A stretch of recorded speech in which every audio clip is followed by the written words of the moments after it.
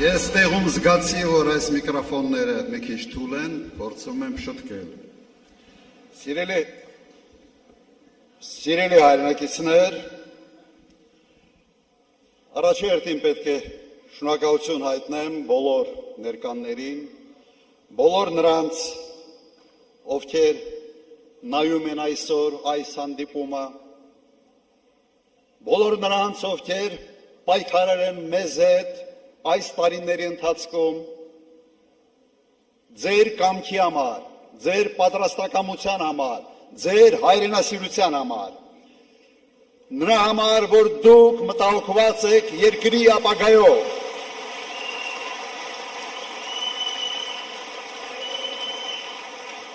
մենք շատ հագեցված քարոզարշավ ենք ունեցել, բազմաթիվ հանդիպումներ տարբեր ֆորմատներով, դահլիճային, հանրահավաքներ, ուղղակի շփումներ, տասնյակ հազարավոր մարդկանց հետ շփվել ենք եւ համոզված ենք, որ մեր ընտրական զանգվածը կիսում է մեր ծրագրերը։ Համաձայն եք։ Բայց այս հանդիպումները նաեւ հնարավորություն են տվել մեզ համալրել ծրագրերը, լսել ենք առաջարկներ, ինտերակտիվ հանդիպումների ժամանակ մենք հասկացանք, որ ինչ-որ շտկումներ պետք է մտցնենք, եւ մենք դա արել ենք։ Շնորհակալություն ձեր ակտիվ մասնակցության համար։ Սիրելի հայրենակիցներ, այս ընտրությունները սովորական չեն, բոլորը դրա մասին խոսում են։ Եվ ընտրությունները ոչ թե նրա մասին է, թե հաջորդ 5 տարվա ընթացքում ինչ կարգի տարբեր սոցիալական ծրագրեր են իրականացվելու։ Սա անբաժանելի մաս է, բայց ամենից կարևորը չէ։ Այս ընտրությունները նրա մասին են, թե Հայաստանը արդյոք մնալու է իր բովանդակությամբ հայկական պետություն։ Սա է այս ընտրությունների գլխավոր հարցը։ Մենք պաշտպանում ենք, թե դավաճանում ենք մեր պատմությանը, մեր ինքնությանը, մեր արժեքային համակարգին։ Պաշտպանում ենք։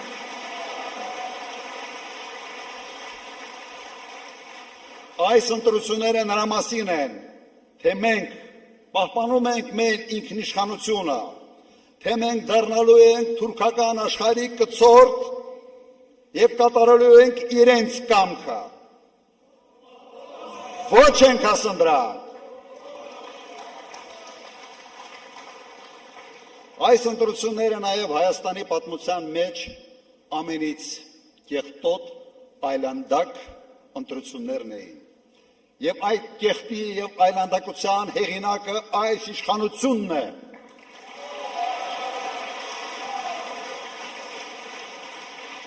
Իրենք թոնավորել են այս ընտրարշավը իրենց թույնով, կեղտոտ բերաններով, կեղտոտ բառապաշարով։ Մենք սա չենք հանդուրժում, սա մեր ոճը չի։ Մենք Հայաստանը պիտի փորձենք մաքուր պահել այդ կարգի կեղտից։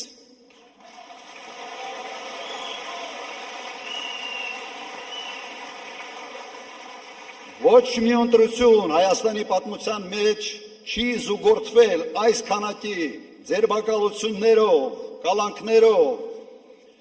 տարբեր կարգի ճնշումներով, ծեծով եւ այլ, եւ այս ամենի հեղինակը այս իշխանությունն է, որը եկել է ժողովրդարության կարգախոսներով, բայց դարձել են ուղղակի բռնապետական ոչ ունեցող իշխանություն։ Եվ այդ ամենիչով նույնիսկ հարցականի տակ են դնում արդյունքների լեգիտիմությունը։ Յուրաքանչյուր ընտրություն, սիրելի հայրենակիցներ, դա առաջերտին հաշվետվություն է կատարած աշխատանքների համար եւ նոր ծրագրերի ներկայացում,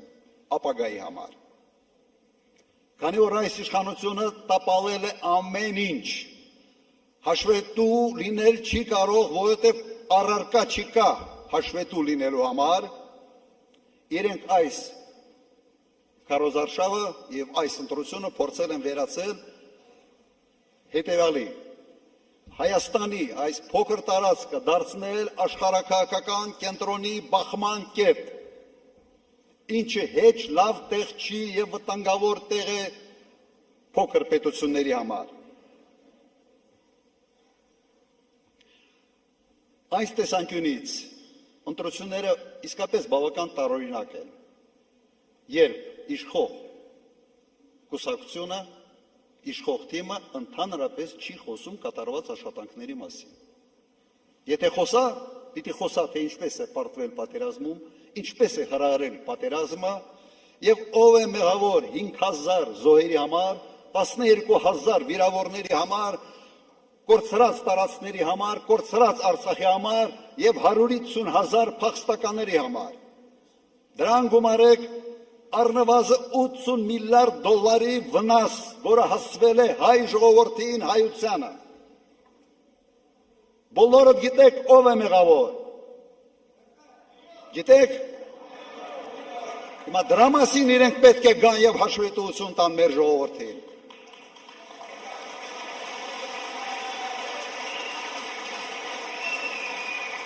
Խոստացել են ժողովրդավարություն, բերել են բռնապետություն։ Խոստացել են կոռուպցիայի դեմ պայքար, գլխավորել են այդ կոռուպցիան։ Խոստացել են սոցիալական արդարություն, աղքատության մակարդակը չի փոխվել։ Երբ կառավարությունը սկսում է խաղալ կրակի հետ, վառվում է, այրվում է ժողովուրդը։ Սա պարզ ճշմարտություն է։ Եվ ինչ են արել, մինչև քարոզարշավը գնացել են Բրյուսել, խնդրել են հատուկ օգնություն հիբրիդային պատերազմի դեմ։ Հետո Եվրոհամայնքի ժողովի ժամանակ հրավիրել են Զելենսկուն, դրանից հետո եղավ Մոսկվայի արձագանքը եւ այս խառնաշփոթի մեջ փորձում են իրենք շանտաժով, վախեցնելով, տարանջատելով մարդկանց քվեններ շահել։ Սա այն ճանապարհը չի, որով պատասխանատու իշխանությունը պետք է վարվի սեփական ժողովրդի հետ։ Սա լրիվ այլ ճանապարհ է։ Մեր մոտեցումը հստակ է։ Մենք եւ միայն մենք Հայաստանում, Հայաստանի քաղաքացիները պետք է որոշենք Հայաստանի ապագան։ Համաձայն եք։ Մեր արտաքին քաղաքականությունը պետք է բացառի գերտերությունների, հակասությունների վրա խաղը,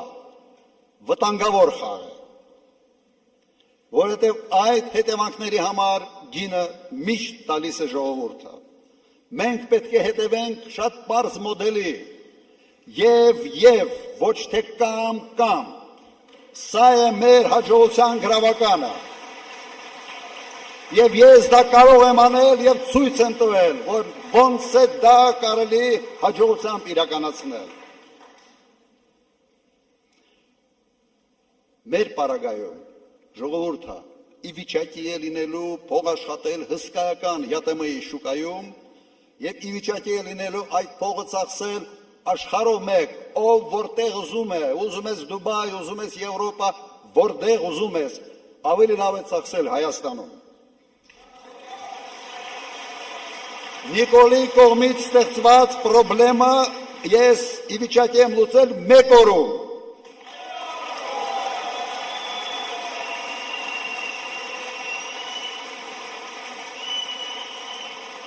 Այսպես կոչված բեզվիզը եւս ավելի շուտ կստանան, քան այս իշխանությունը։ Մի քանի խոսք մեր անվտանգության մասին։ Մեր անվտանգության մոդելը ունիվերսալ, պարզ մոդել է։ Մարտունակ բանակ, ուժեղ առաջնորդ, հզոր դաշնակից։ Այս երկրագնդի վրա ուրիշ արդյունավետ մոդել ուղղակի չկա։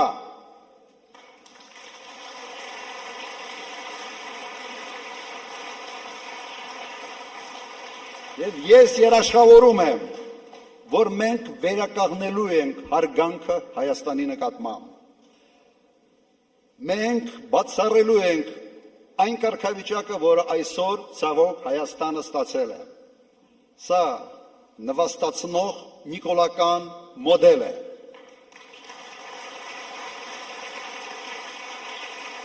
Սա հարևանների հետ հարաբերություններում, սա տեր ու ծառա հարաբերությունների մոդել է, որտեղ տերը Ալիևն է, ծառան Նիկոլն է։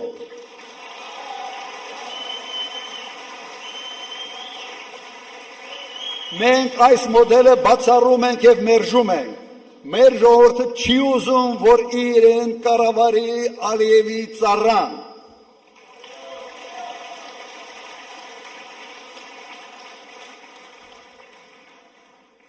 Այն մարդը, որը բերել է Արցախյան պատերազմ, կորուստ, սարսափելի հետևանքներով, իրավունք չունի նույնիսկ խաղաղություն բառը օգտագործել։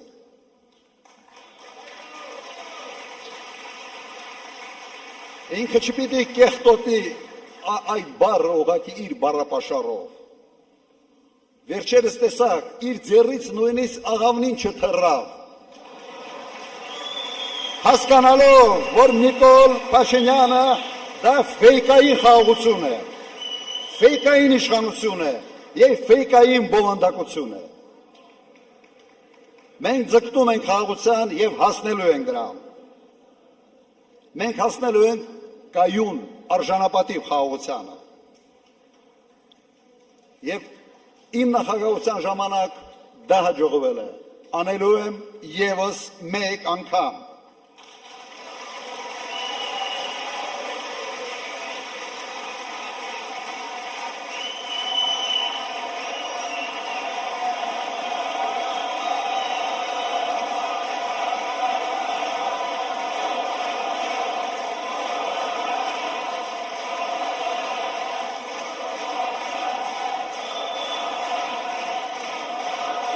Խաղաղության պայմանագիրը ստորագրվելու է հավելվածներով, որոնցով երաշխավորվելու է այդ խաղաղությունը։ Վստահ եղեք, դա հնարավոր է անել և մենք անելու ենք։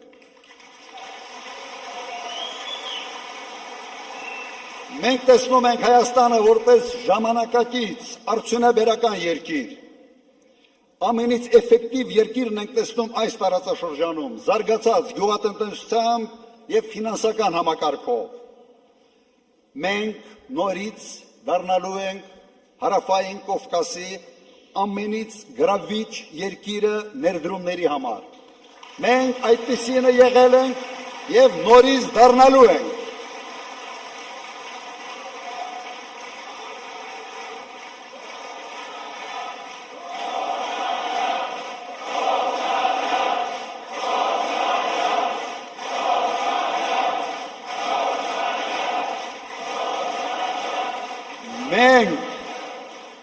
Մենք չենք պայքարելու սեփական պատմության հետ, Արարատի հետ,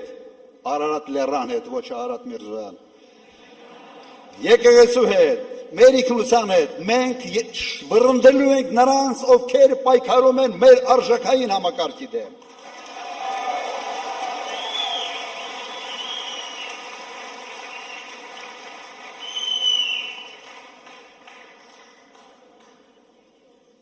Վստահաբար խոստանում եմ, որ մենք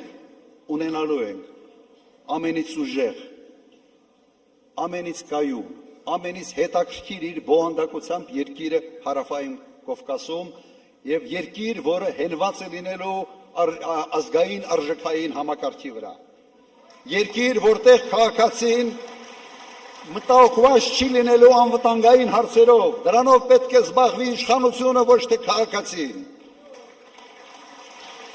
Երկիր, որտեղ քաղաքացին մշտապես չի պայքարելու ճգնաժամերի դեմ, այդ պայքարը պետք է մղի կառավարությունը և իր քաղաքականության պետք է անի ամեն ինչ, որ ոչ թե երկիրը մեկ ճգնաժամից մտնի մյուս ճգնաժամ, այլ ճգնաժամեր չլինեն ընդհանրապես, հատկապես ներքաղաքական։ Եվ ես մեր թիմի հետ կարող ենք դա անել։ Մենք պետք է կառուցենք այնպիսի երկիր, որտեղ պետական ծառայողը ստիպված չլինելու կատարել ապօրինի հրահանգներ, միայն այն պատճառով, որ իր աշխատանք չկորցնի։ Սա բացառելու է։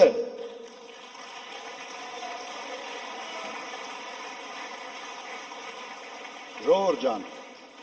Հայաստանում չկա ոչ մեկը, ով ունի իմ փորձը անվտանգային հարցերում, պետական կառավարման հարցերում,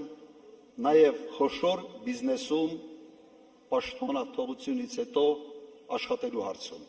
Այդ համակցված փորձը ունիկալ է։ Ես պատրաստ եմ ամբողջությամբ նվիրել այդ փորձը, իմ ժամանակը, իմ ներվերը, իմ ամեն ինչը մեր երկրի հաջողությանը։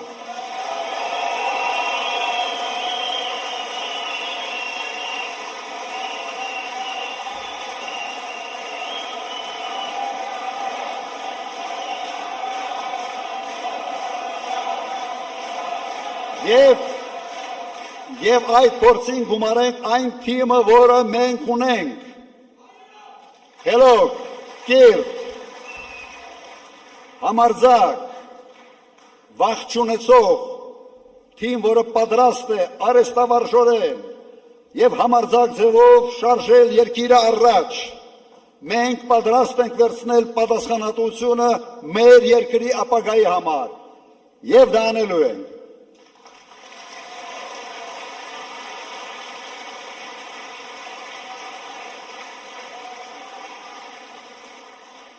Եվ ինչ ենք ասում մենք, ասում ենք չկա Նիկոլ, չկա պատերազմ, չկա Նիկոլ, չկա քաոս, չկա Նիկոլ, չկա նվաստացում, չկա Նիկոլ, կա խաղաղություն։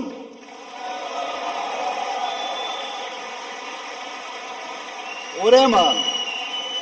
ինչ ենք անում հունիսի 7-ին, Համար 17, բոլորս միասին, հունիսի 7, համար 17, հունիսի 7, համար 17, հունիսի 7, համար 17, բրավո, ձեր ցավոտան, շնորհակալություն,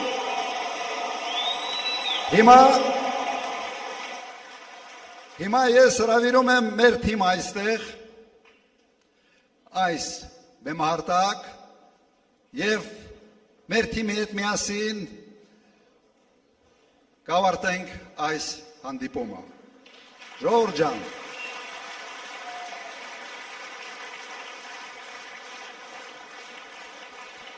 միջև թիմը գա այստեղ, մի բան պատմեմ, միջև թիմը հավաքվի այստեղ, մի բան պատմեմ, դա ես հիշում եմ Իմ հերս էր ինձ պատմել, երբ ես մոտարապես 8-րդ, 9-րդ դասարանում էի։ Այն ժամանակ ինքը պատասխանատու էր Արցախում գյուղատնտեսության համար, պաշտոնյա էր, պատասխանատու էր եւ կոլխոզի ժողով էր, ընտրում էին կոլխոզի նախագահ։ Հիմա մի գրադիետ ագրոնոմի մասնագիտությամբ մեկին առաջարկել են գյուղացիները քննարկում են ընտրեն, չընտրեն, ինքը փորձում է ծրագրեր ներկայացնել եւ հայտնում է մեկը, որը ինքը իրեն տեխնացությունն է առաջարկում։ Այդ գյուղի ամենից անգրագետը։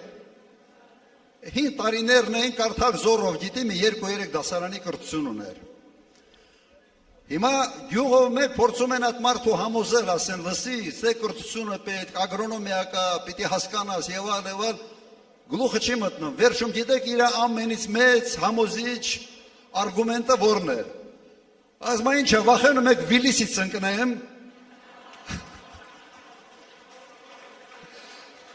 Ուրեմն այդ մարդու պատկերացման մեջ կոլխոզի նախագահի գործը Վիլիսով ֆրֆռալն է։ Նույնն է այսօր Նիկոլ Փաշինյանի եւ իր թիմի պատկերացումը պետական կառավարման մասին։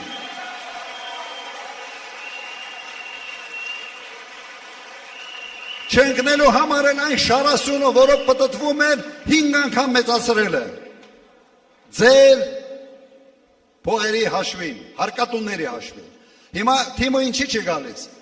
Ես մի քիչ զբաղեցրեցի մեր մեր թիմակիցներին